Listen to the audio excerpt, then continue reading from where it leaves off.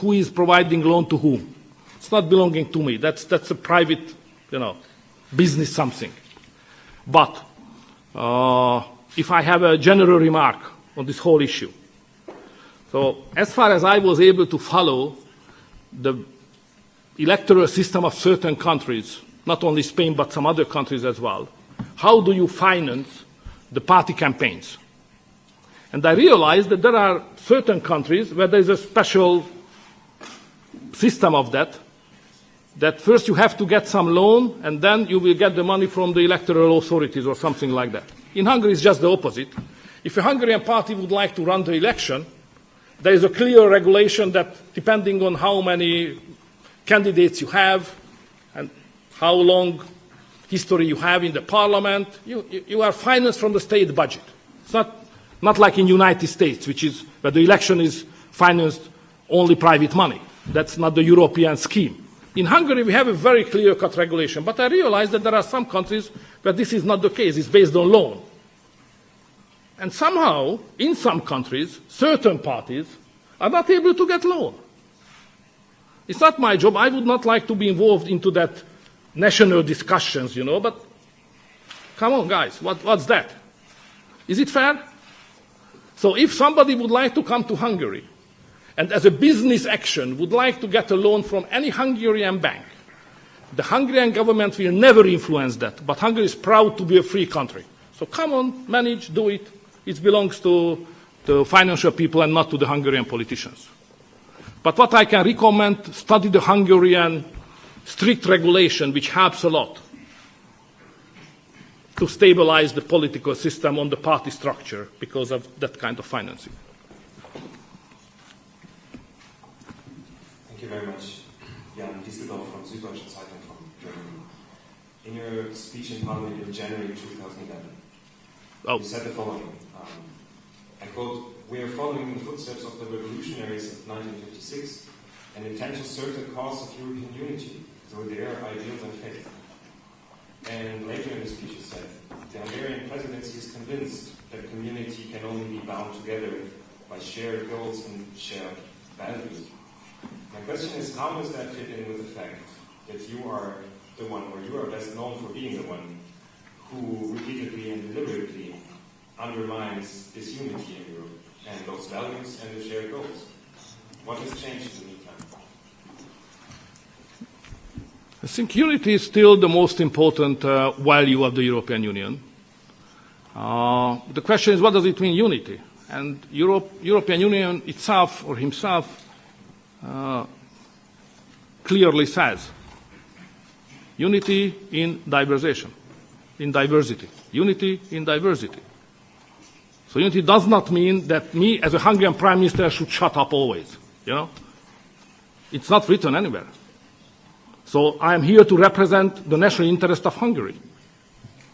And on that basis, I would like to make deals, agreements, compromises, whatever, with the other country leaders who represent their own national interest. So I don't represent the globalist elite here, or the European bureaucrats, or somebody who is just, swimming on the sky. No, it's not my job. I'm standing firmly on the basis of the national interest. And I would like to make deal, compromise, agreements with the others who represent also their national interest, because Hungary first. You are from Germany. I suppose for you, Germany is the first. That's right. So let's sit down and understand what is good for the Germans, what is for the Hungarians. You are big, we are smaller. Let's make a deal how to cooperate. That's European politics. Not to say that you should follow the unity, shut up. That's what you are saying. It's impossible. It's impossible. So that's the difference probably.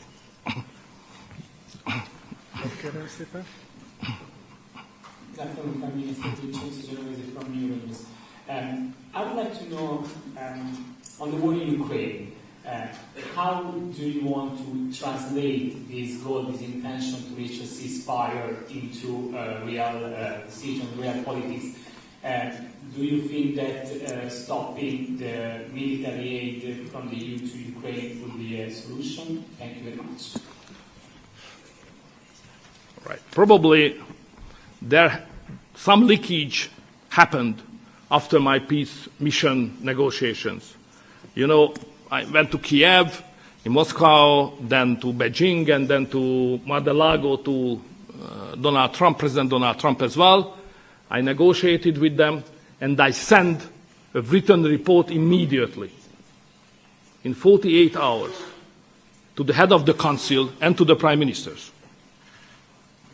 So transparency is the number one if you provide the presidency for the European Council. So immediately. They have written forms, you can read it. And then, finally, I made a final report as a conclusive report.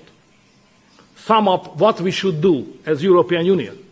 And I made some proposals in a written form. I read it somewhere in the German, in a European press as well. So probably it's known what kind of proposal I have made. I still convinced that that was a collection of good proposals. Unfortunately, nobody cared. So everything is going on as it went previously. But if I would like to sum up, because of your question in a very short idea, what should be done, what is the main point of my conclusive report is the following.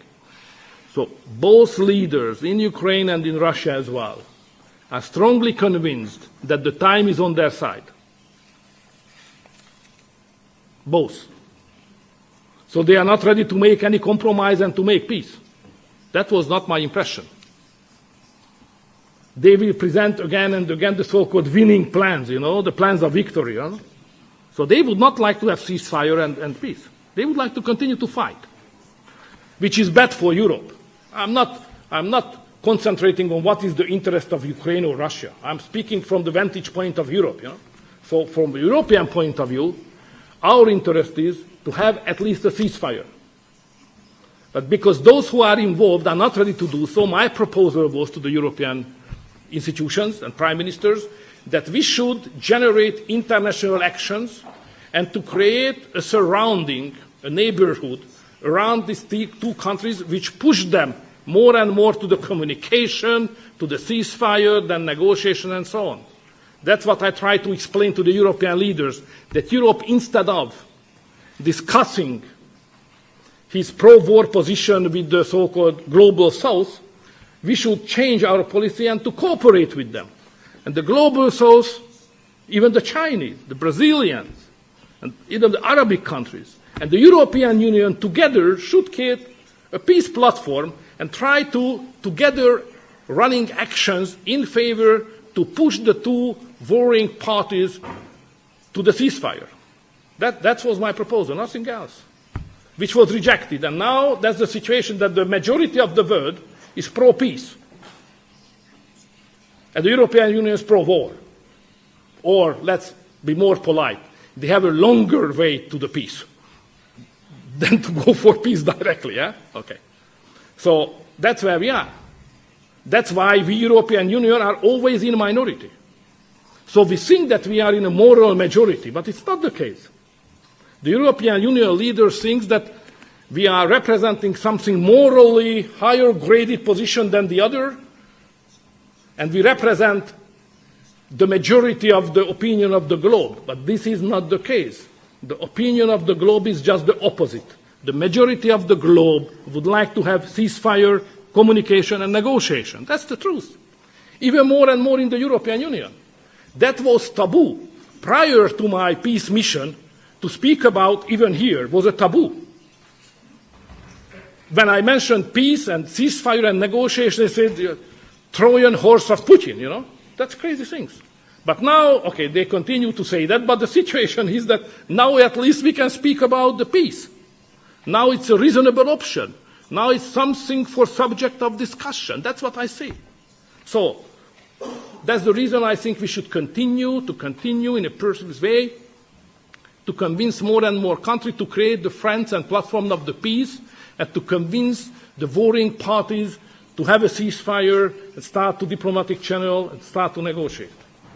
In the meanwhile, should we support the military support to Ukraine in the meanwhile of these communication negotiations? Should we continue to military support? Those who think what we are doing as European Union is good and strategically right, let's support the Ukrainians. Don't who disagree with that, like Hungary, we don't. That belongs to the national government. Thank you. Please. Nagyon örülök, elnök miniszter. Csak kicsit magyarul beszélek. Természetesen vagyok, újságíró holland, NOS. Sorry, I'm having a cold. In English, before I ask my question, I want to propose a little thing to you. Don't run away after this press conference, because I have a little present for you. I wrote a book about you. Thank you. It's in Dutch, and it's time that you learn some Dutch. And there goes my question related to this language thing. It is well known that you are sort of an icon, an example for our Prime Minister, not our Prime Minister, the leader of the biggest government party in the Netherlands, Geert Wilders. I was wondering, what did you learn from Geert Wilders?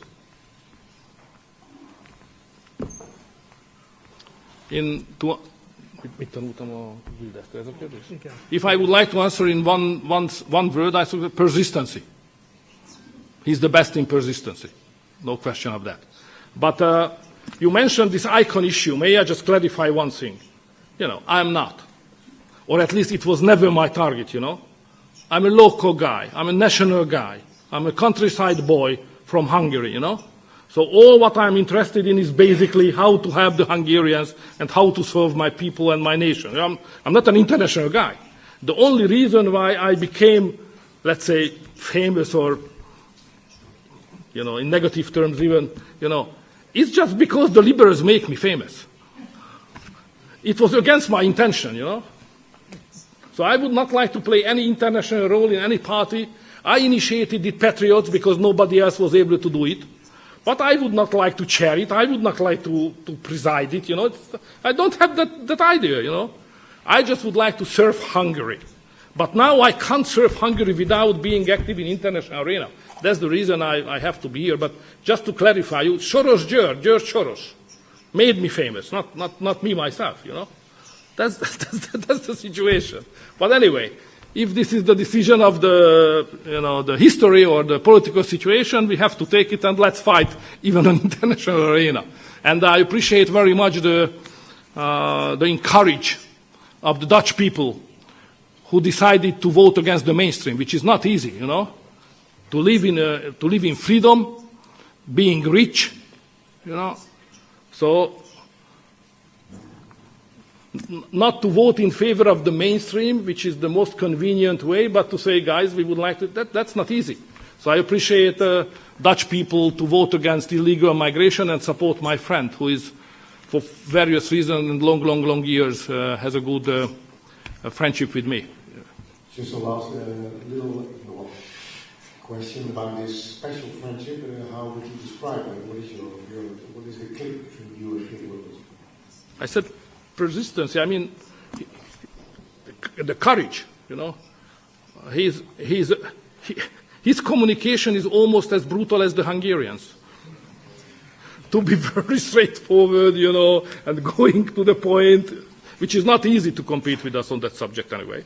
But he is doing that. It then has consequences. He suffered personal danger, so he is in danger. He is living under a constant police guard, because he's frightened, being killed and so on. So he's a brave man.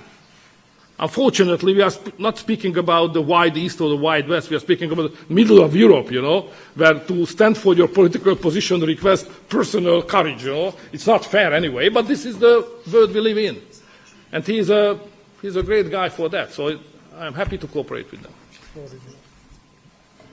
Thank you. It's Dorota from Polish Public TVP. As you are the leader for whom the sovereignty, independence are the most important values, could you just tell me, if your country was not a member of NATO and President Putin decided to take a huge part of it, would you let him do it for the sake of peace and for the sake of human lives? And the second question is, in my country, in Poland, after 8 years, there was a change of the government, and the law and justice is no more in power. Do you think this change will happen in Hungary? Okay, so it's two different questions, if I understood correctly. The first is that, my party is the Freedom Fighters Party. So we love to fight anyway. So if we have to defend the country legally, whatever, we are ready to do. So we are on the first row. That's first. Second, we have experience with the Russians. So we were occupied several times. It's not a new story. We know how to fight, how not to fight, when negotiate, when not to negotiate.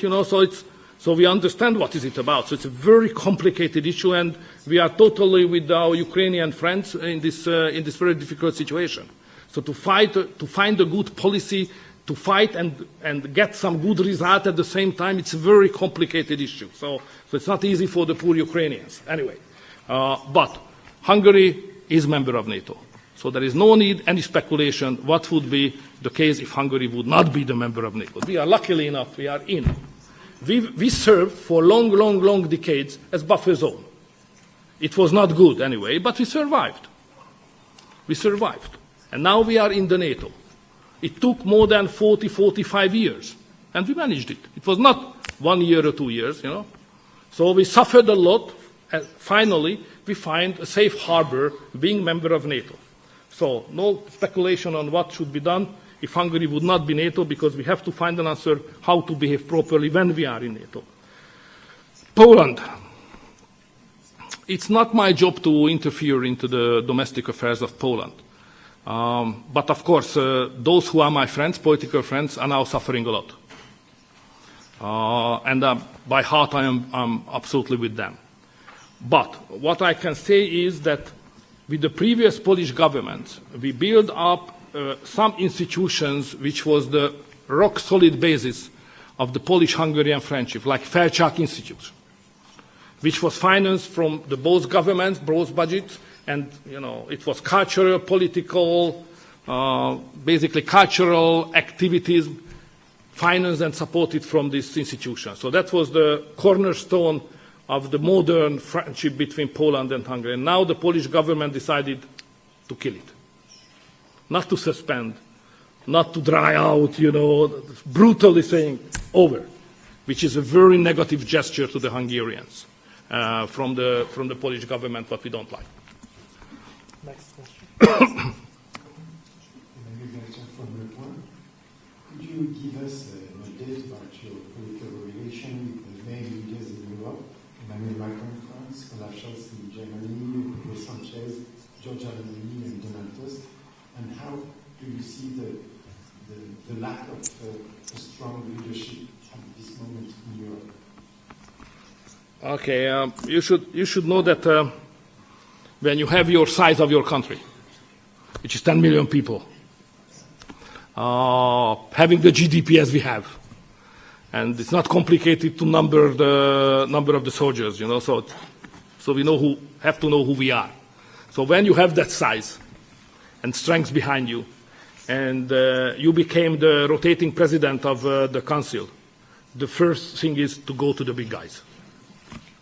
That's what I have done. So I went to Berlin, Paris, and Rome immediately, and to ask the big guys, okay, what is your opinion about the next 6 months? Do we have any idea, plans, suggestion, whatever special request, as an honest broker, how we could put them together? So I negotiated all three leaders for long hours to understand what are their expectations for the next 6 months, which was all good anyway. All meetings were good. So lack of leadership problem. I have a theory on that. I would not like to exhaust you totally, but I have a theory about the core problem of the European Union. The core problem of the structure is that we think, we consider the institutions as the only important thing in politics. Our understanding of leadership is that we are led by institutions. And the job for the persons as we are, only to have the institutions to operate well. And if the institutions operate well, the life is easy. We are happy, we are successful, everything is nice.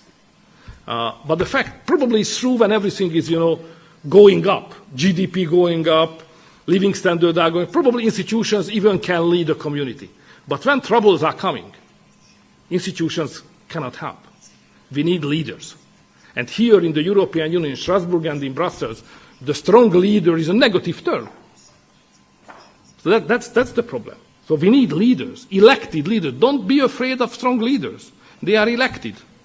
They will lose. Don't be afraid. Sooner or later they will lose, like I have lost several times. So that's life. So we need strong leaders. When we are in trouble, we need strong leaders who are committed, who are persistent enough, who is fighting enough, who is thinking in long-term consequences, and so on and so on.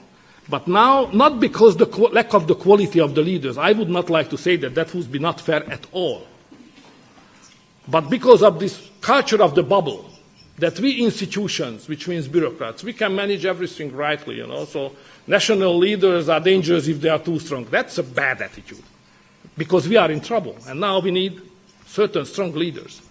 So I'm not braver than they are. This is not the difference between these three or other Spanish and other big country leaders. The difference is that we have a stable majority at home, to be clear.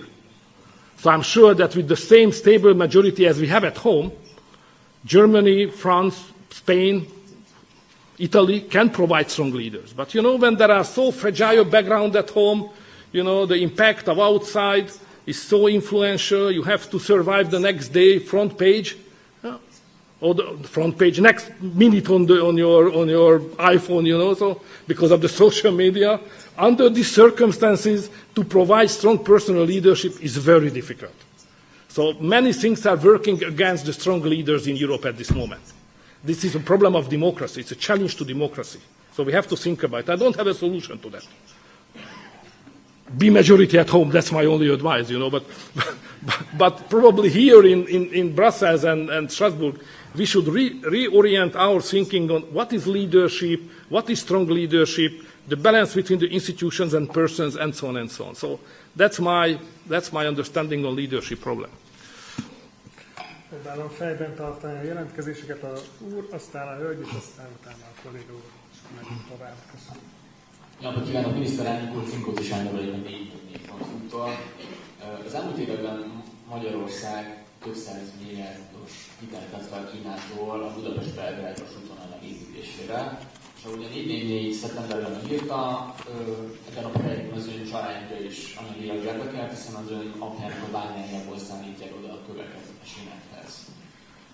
Korábban arról beszélt, hogy volt az alapjával egy megállapodása arról, hogy nem vesz részt állami projektekben. Most mégis úgy tűnik, hogy nem tudja szétválasztani a családja anyagi érdekeit az állami döntésektől. Hogy lehetne ez egy demokratikus vezetőtől ez lenne a legalapvetőbb elvárás, hogy szétválassza a magánérdeket a közérdektől? Ezt miért nem tudja megtenni? Úgy érzem, nekem ez sikerül, ezért nem foglalkozok üzleti ügyekkel. Tehát ez a beruházás, amiről ön beszél, ez egy állami beruházás, amit nem az állam valósít meg. Ezt magáncégek valósítják meg. Ezért mi... kormány vette fel a hitelt, hogy magyar embereknek kell visszafizetniük, és ebben az egyik beszállító az ön apja. Tehát még egyszer, ezek magánberuházások. Az állami megrendelésre magáncégek csinálják. Hogy a magáncégek mit csinálnak, azzal pedig nem kívánok foglalkozni, mint hogy eddig sem foglalkoztam. A beruházást a magyar állam által felett hitelt. Igen, még egyszer, igen, minden útépítést és vasútépítést általában a világon, de Európában az állam rendel meg.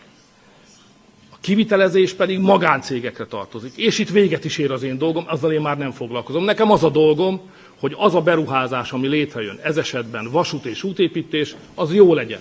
Az fair legyen, aznak a minősége rendben legyen. Hogy valósítják meg és kik valósítják meg, az nem tartozik a kormányra, nem is akarok vele foglalkozni. Elhangzott a válasz.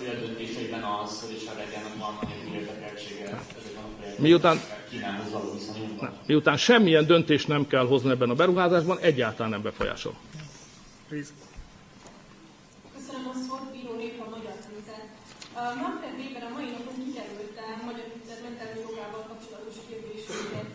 Ön mit gondol, fel kellene függeszteni egy képviselőnek a mentelmi jogát, ha bűncselekményt követel? Nézd, a mentelmi jog egy fontos intézmény. Emlékeim szerint ezt még a britek találták ki. Aminek ugye az az értelme, hogy a végrehajtó hatalom a maga erőszak szervezetein keresztül ne tudja letartóztatni, vagy távol tartani a képviselőket a törvényhozás munkájától. És szerintem egy jó intézmény. Erre szükség van. Tehát, hogyha az a veszély fenyeget, hogy valakivel szemben azért indítanak eljárást, hogy távol tartsák őt a törvényhozói munkájától, akkor a mentelmi jogot alkalmazni kell. Ha nem erről van szó, akkor ott a mentelmi jognak nincsen helye. De ezt nem nekem kell megítélni, ezt majd meg fogják ítélni itt az Európai Parlamentben az erre illetékes képviselők. A magyar parlamentben is van egy bizottság, amelyik eldönti, hogy egy-egy mentelmi jog iránti kérelem indokolt vagy nem. Most van egy helyzet, amikor egy köztörvényes bűncselekménnyel vádolnak egy magyar európai parlamenti képviselőt, kikérték a mentelmi jogát, hát majd az Európai Parlament ezt el fogja dönteni.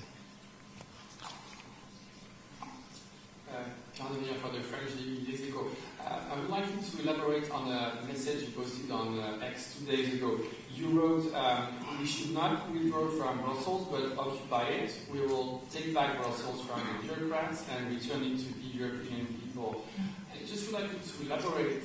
What is it you really want to achieve? What do you think is really wrong with the EU as it is today? And what changes would you like to make, since, if I'm not wrong, you don't want to leave, you just want to change things from inside? Okay, why was it important to say that kind of sentences?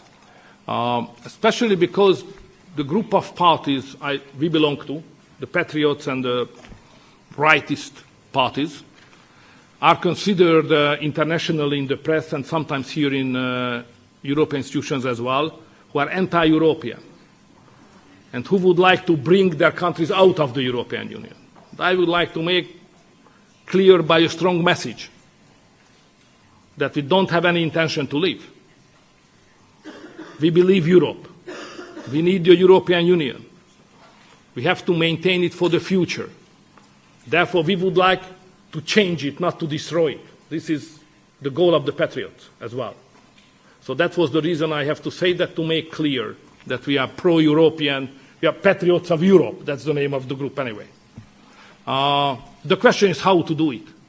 And I try to explain during the Hungarian presidency program and all my answers how we would like to do it. If you don't mind, I would not like to reiterate again and again, but proper balance in a nutshell, proper balance between the federalistic approach and the national sovereignty, competitiveness, don't force member states to follow migration policy what they don't like, to have an outside hotspot system and not to let the illegal migrants in and then make a decision on their long-term staying. And agriculture, which is providing food security and don't kill the farmers in Europe. And enlargement, which is important for Hungary, especially on Western Balkan, because Hungary is a neighboring country to that region, and that would increase the security, not just the European Union, but Hungary as well. So in a nutshell, these are the major changes. A hölgyet kérném először, hogy talán az úr jelentkezett, jól láttam, akkor így megyünk majd tovább. Ez a 3-4 kérdés. Jó napot kívánok, köszönöm szépen a szót, Udvari Anna a DTV-től. 2 kérdést tennék fel a miniszterelnök úrnak, amennyiben megengedi. Egyre több európai sajtótermékben bírálják a Mário-féle versenyképességi jelentést, amely szemben megy Magyarország gazdasági és semlegessége épülő gazdaságpolitikai irányelveivel. Szeretném kérdezni a miniszterelnök urat, hogy lát a lehetőséget arra, hogy szövetségeseket találjon a tagállamok között, azokát büszkálni.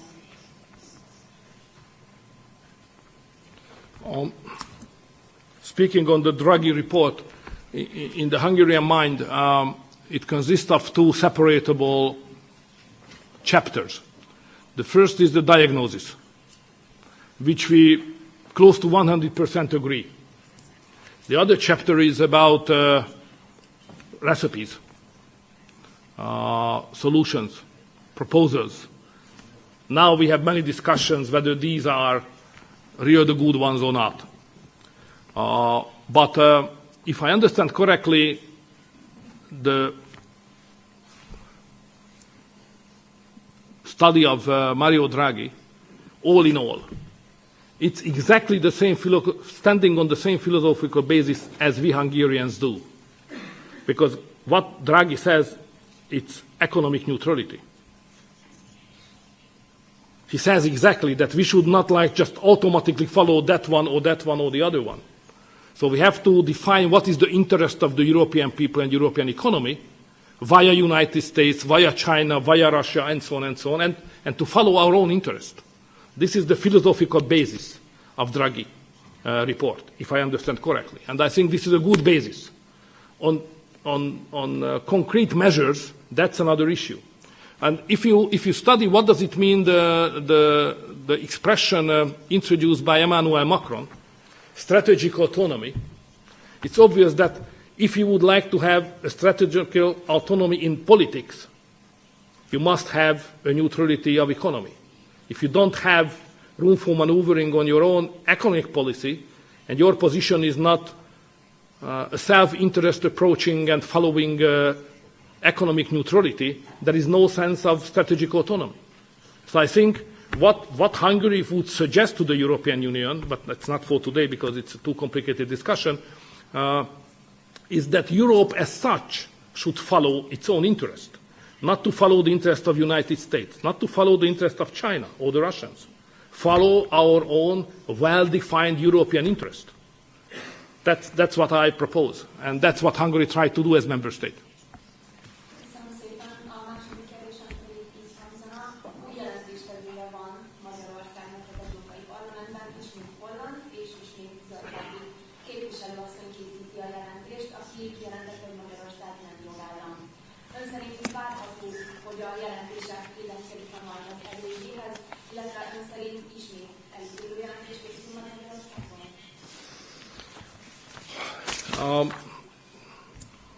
We should know that the European Commission has never initiated that kind of procedure against Hungary.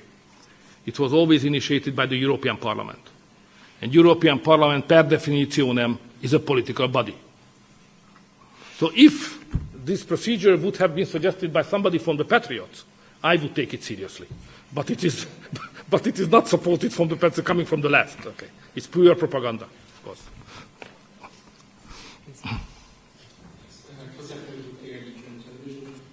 You mentioned the necessity to find compromises in the EU to exchange views and sometimes fight. But once decisions have been taken, from your standpoint, from your view, how important is it to comply with the decisions taken by the majority, even if you're coming from the minority standpoint? I think we have to do so. Otherwise, the whole union will not operate properly. And this is the major problem now we have in Hungary. Because Hungary always accepted the decision of the European Court. When we have a discussion between the Commission, we always said, guys, okay, we have a discussion, but there's a methodology in the European Union how to manage that disagreement. Let's go to the European Court.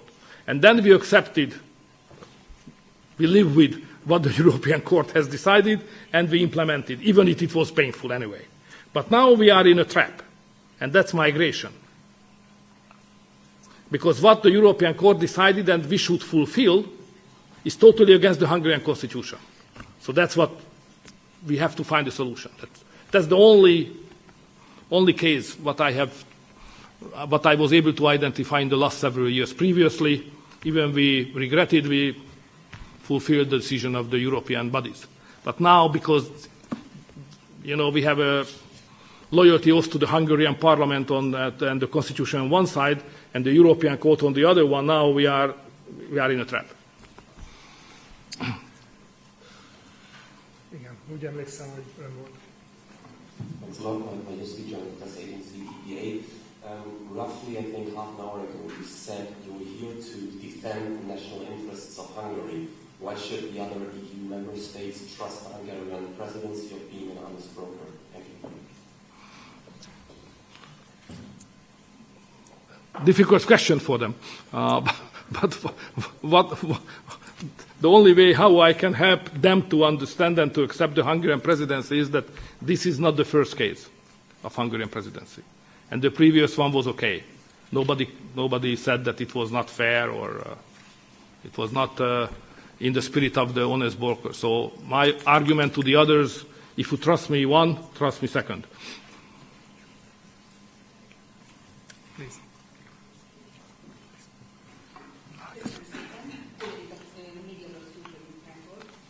Azt szeretném kérdezni miniszterelnök úrtól, hogy mi az, hogy Magyarországnak a légbarátai kezdeményezésre?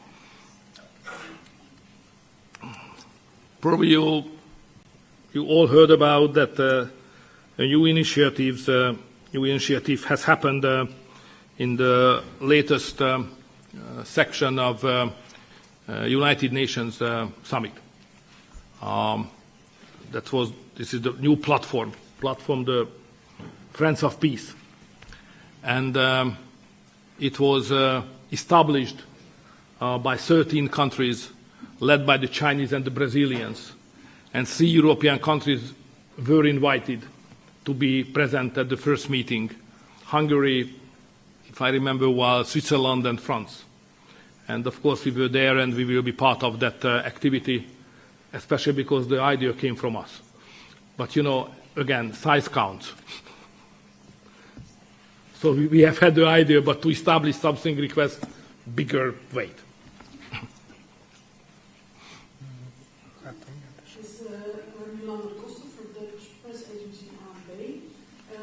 Yesterday you wrote a letter, or at least your minister, to ask for an opt-out.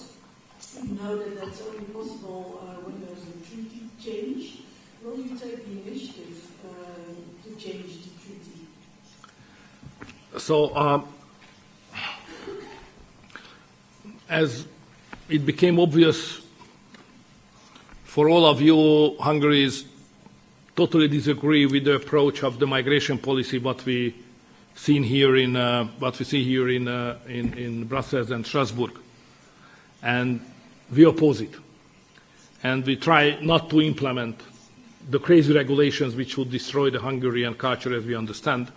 So therefore we resist. But to resist is a nice thing, and to fight is also a good thing, but sooner or later you have to find an exit, a compromise, a way out. What is the solution of the situation? And thinking on the migration issue here for long years, I don't see any other compromise or exit of that strong internal conflict mining field, just the opt-out system. So if we continue what we have done to force each other, what kind of regulations you have to accept as part of the united migration policy of the Union, you will find always members who will disagree and will be not in a position to fulfill the decisions, even by the Commission or even by the European Court or whatsoever.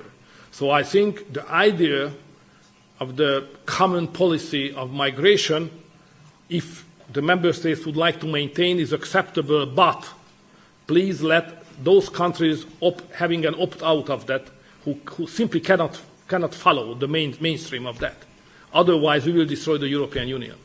And that's the reason why I was happy that the Dutch raised the point. You know, you are establishing member of European Union, you know, you are not as barbarian as we are from the Far East, you know. So if you raise opt-out, it's a civilized action. So we are very happy to join and follow your track. But are you going to take the initiative? Yeah, we already, officially we initiated that. Yeah, the opt-out. Yes. You know that you have to change the treaty. Will you start an initiative for changing the treaty? But first, if we would like to get that result, first we have to initiate officially that we would like to have an opt-out. And our European minister already sent a letter to the Commission that we would like to get that. Then now we discuss how to do it, you know, just step by step. Probably we have to touch upon the treaty as well, but let's discuss it first.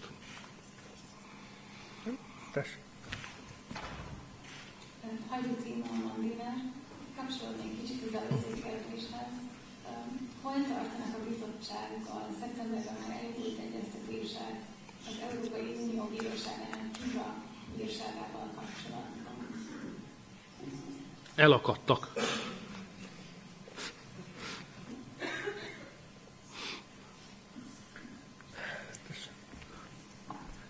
Kis Sándor Magyarországról vármegyei napok szerkesztősége. Azt szeretném kérdezni a miniszterelnök úrtól kicsit kapcsolódva, és az előző kérdéshez, hogy még Olaszország Legapárt nagygyűlésén, és ott arról beszélt, illetve megerősítette, hogy a magyar kormány Brüsszelbe szállított illegális bevándorlókat, hogyha Brüsszel nem változtat a büntető politikáján. És az annak kérdésem, hogy mikor indulnak meg ezek a járatok.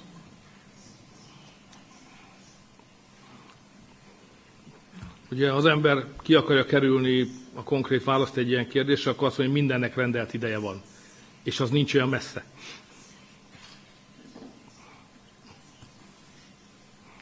Ez meg fog történni. It will happen. So the point, of course, we will respect the European law, we will respect all the regulations, but if somebody who get an asylum in Hungary would like to come to Brussels, we are ready to have them. And we will. Thank you, Daniel.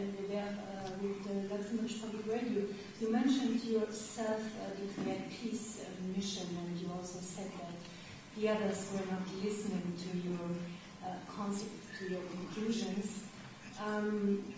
You got a lot of criticism that you were not acting in the interest of the European Union, but in your own interest when going on this mission. Were saying the same thing today. So I would like to know, how do you feel? What did this criticism make to you? How did you react? Did you regret going on the mission afterwards? And how do you feel in the European Union right now? Do you feel isolated? Are you enjoying this feeling, or are you, trying to change something? So to be isolated in the European Union, it's impossible. So there are some dreams in the mind of the leftists that they can isolate somebody, but it simply does not work, How could it happen? I do remember when they tried to do so with Schüssel. At that time I was prime minister. It was in 2000 to 2001, long time ago. And he went to form a government with FPÖ, Haider party, if you remember that time.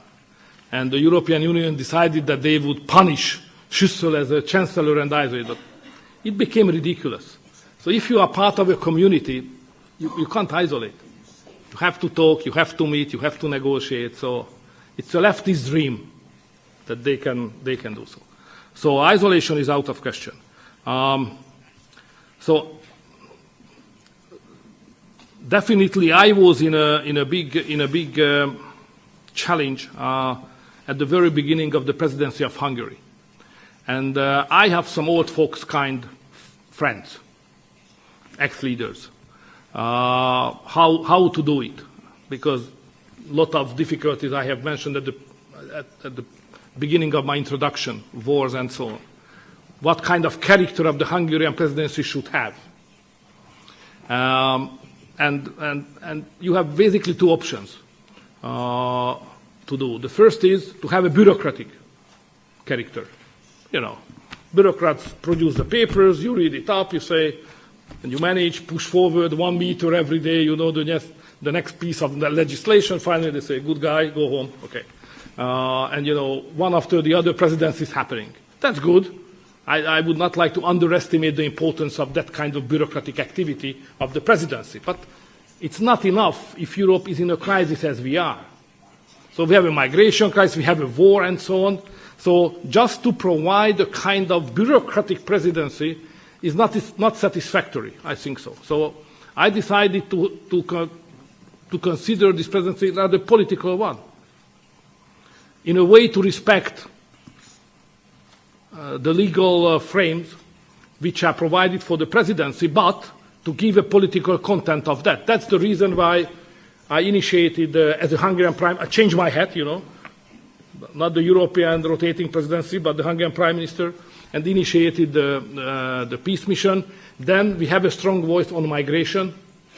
Then we have a strong voice on enlargement by Western Balkan,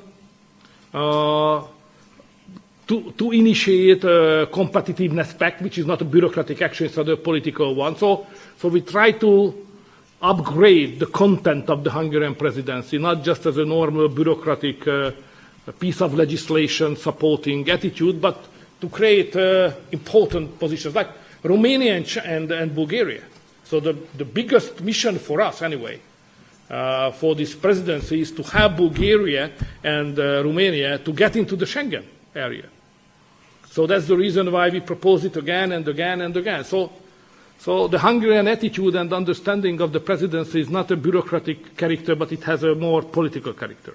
I think it's legitimate if I am able to respect at the same time the regulation, not to insult the others and not to step over certain red lines, how to do it. It's not easy, but I think I'm still in.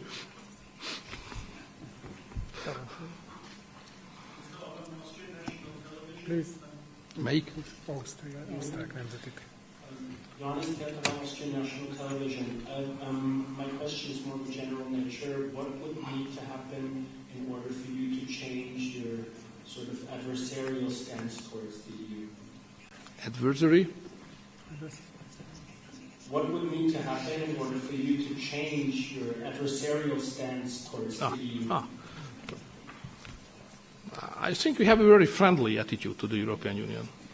So again, I would like to underline the real differences between those politicians who think that European unity means that everybody has to shut up and follow the unity which is defined somebody. You know, we don't know exactly who. Or to represent your national interest and then ready to make deals. So Europe is not in Brussels. Europe is not in Strasbourg. Europe is in Rome, Berlin, Prague, Budapest, Vienna, Paris, you know. It's an alliance of nation states. So we have to represent our interest. We have, there is no European citizens as such. But there are French citizens, Italian citizens, German, Austrian, Hungarian. We have to represent them. So that's our attitude. It's not adversity. I think this is the normal attitude. Szeretném jönni hamarosan a patrióták frakcióülésére kell a miniszterelnök úrnak menni, de természetesen még addig tudunk már kérdéssel látszani, a hölgyet kérem szépen, utána pedig a hátul.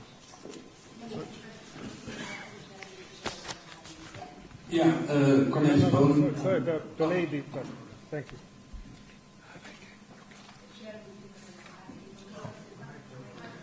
Hangosan legyen, kedves.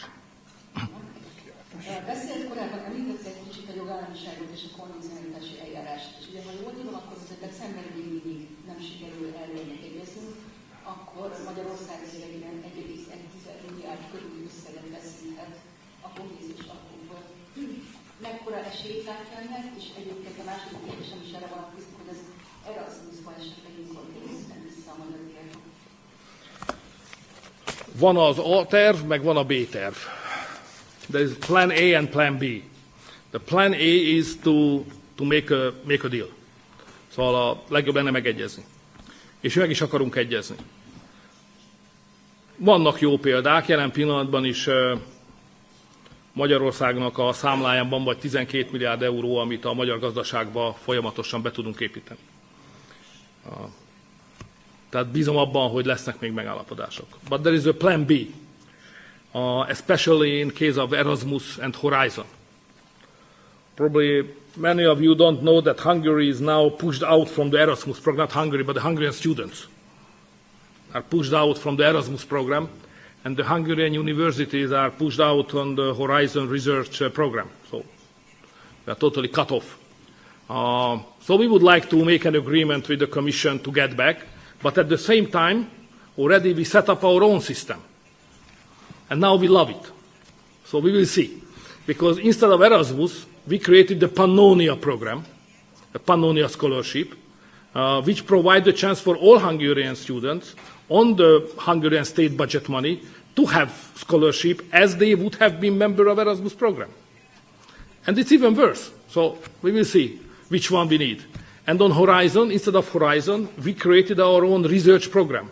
Okay. It's eating up the money from the budget, but it's our program. Previously, the Hungarian universities, just asked for being part of certain European projects. And if the project leaders, who are the richer countries, let us in, we became part of it. But now, we have our own money for that purpose. We are the leader of the projects, and we invite the others. So we love it also.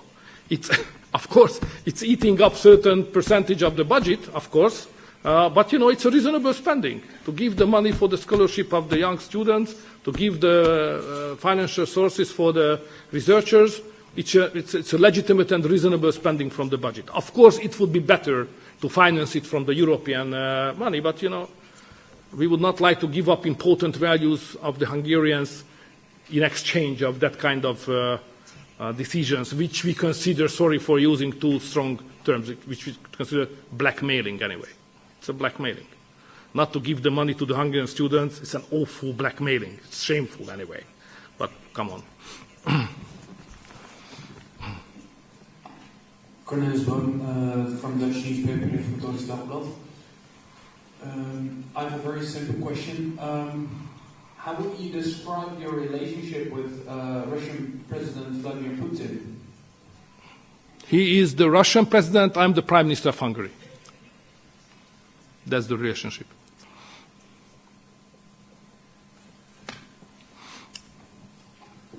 Thank you. My name is Gustavo Minch, Bulgarian television, BTV. Prime Minister, what is Hungary doing to help Bulgaria and Romania join Schengen by the end of the year? We keep it on the agenda. Each meeting of that kind will always negotiate that issue. We are not far away. To be honest, there is only one country which is still opposing it, but it requests unanimous decision. So one counts a lot in this respect. But I do my best to convince everybody that let Romanians and Bulgarians in is a big advantage, or would be a big advantage for the European Union. And it would be totally fair because these two countries are ready to defend the outside borders of the European Union. So instead of not to let them in, we should give a lot of money to them if we are not satisfied their performance, to strengthen again and again and again the outside border of Romania and Bulgaria. Now, the outside border of Schengen area is between Romania and Hungary. Is there any sense of that? No, definitely not. So it's against the Hungarians' interest, the Hungarian people's interest, the Romanian people of interest. We trust the Romanians, they are able to do the job, so we should support them. Yes, Paul Schubert, ZDF German Television. So I have a question how the EU should understand the fact that your foreign minister is part of in a discussion about the gas market as a part of the New World Order this week in St. Petersburg in Russia. The Hungarian attitude to the Russian economy is very transparent. I would like to repeat again. So on issues where there are no sanctions, we would like to improve our cooperation with them, not to stop it. I would not like to make inconvenient moments to anybody, but may I just say that the Western countries, after the beginning of the war, all together, both beyond the Central Europeans, so the Western countries, $8.5 billion of energy from Russia. Come on, guys. So what the Hungarians are doing is a transparent relationship. What the others are doing is, is hypocrisy. It's criticizing Hungary and at the same time buying $8.5 billion value of gas and oil from Russia. What's that? I have a list of the countries how to do that. It's not correct. So please at least don't criticize Hungary. That's my attitude to the issue. So we are transparent. We do what we say. And we think that on the areas where there is no sanction between the European Union and Russia, naturally we would like to have a normal economic relationship between Russia and Hungary.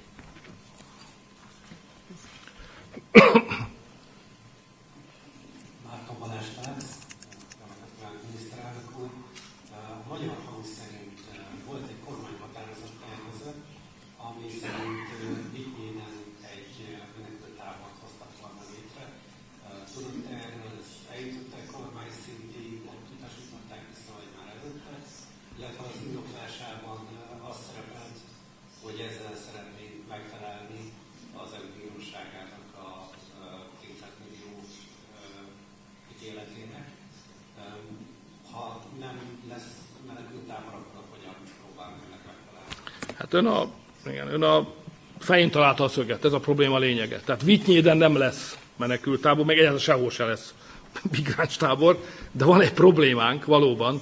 Az Európai Unió a migrációs paktumba azt írta elő, hogy Magyarországnak létre kell hoznia több ezer, nem is tudom már, vagy 8000-nyi migráns elszállásolására alkalmas férőhelyet.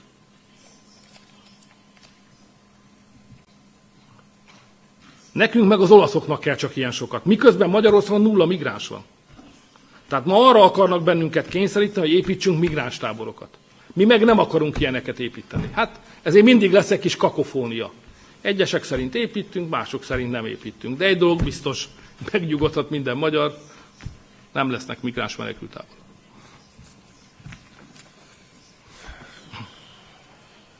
Nagyjából szerintem az utolsó kérdések felé tartunk, az urat kérem szépen. Jó napot kívánok, miniszterelnök Hegyi Galandorégó.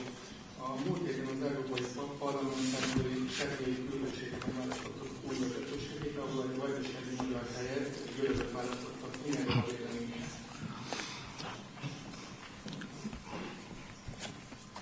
véleménye? Magyarországnak, Hungary, there is a mission, to speak in English. We have minority communities outside Hungary.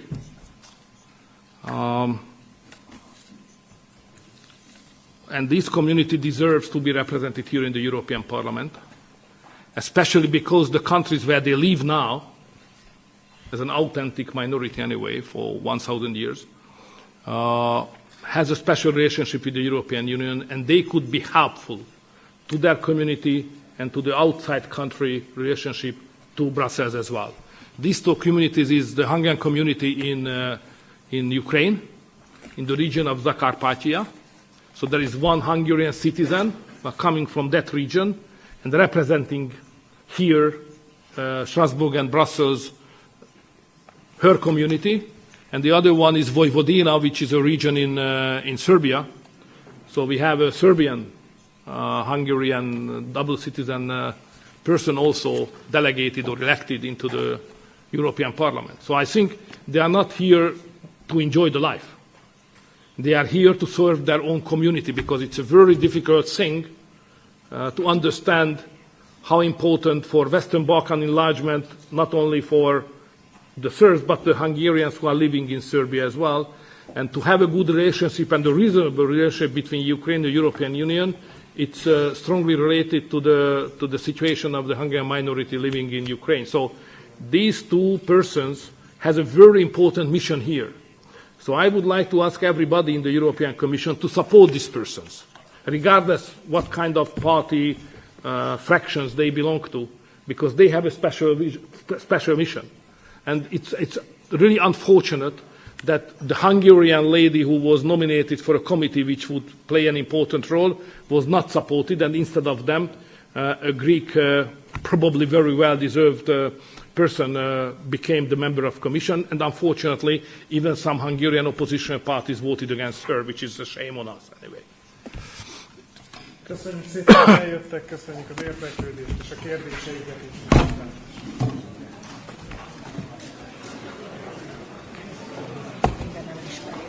Jó, küzdöttünk.